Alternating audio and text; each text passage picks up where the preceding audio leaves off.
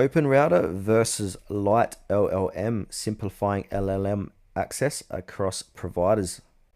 With so many large language models, LLMs, emerging from OpenAI, Anthropic, Mistral, Cohere, and others, developers faced a new challenge: how to integrate and switch between them easily. That's why tools like OpenRouter and LLM come in.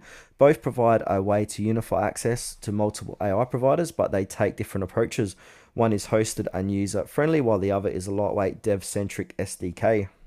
So OpenRouter is a hosted platform that lets you access many popular LLMs like GPT-4, Claude, Mistral, etc. for a single API key and endpoint. It simplifies model switching, handles billing, and even lets you choose routing strategies. Great for users who want to test or use multiple models without managing separate accounts.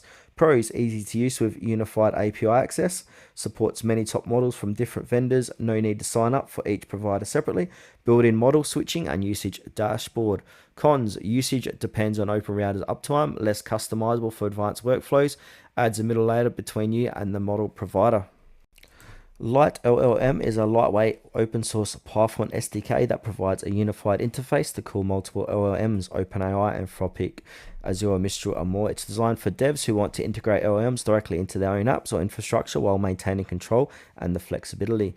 Pros: open source and self-hostable, unified interface across many LLM APIs, easy to switch provider in code, supports logging, caching, and observability.